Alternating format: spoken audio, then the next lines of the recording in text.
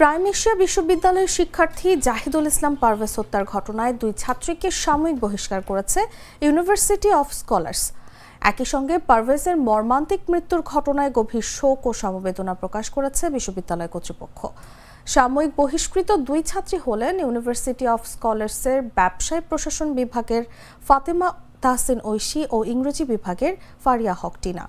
মঙ্গলবার university of স্কলার্সের registrar captain Mobassher Ali Khandaker এই তথ্য জানান। এর আগে সোমবার 2 শিক্ষার্থীকে সাময়িক বহিষ্কার করে চিঠি ইস্যু করা হয়।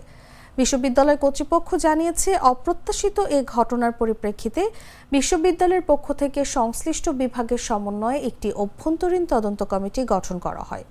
তদন্তের প্রাথমিক পর্যায়ে বিভিন্ন সংবাদ মাধ্যম ও সামাজিক যোগাযোগ মাধ্যমে পাওয়া তথ্যের ভিত্তিতে বিশ্ববিদ্যালয়ের 2 শিক্ষার্থীর সম্পৃক্ততার ইঙ্গিত পাওয়া যায়। সেজন্য তাদের সাময়িক বহিষ্কার করা হয়েছে।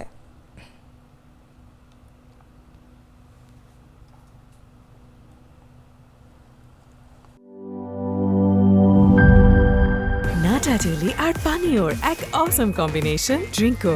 চিল থাকতে চান, ড্রিঙ্কো চাবান।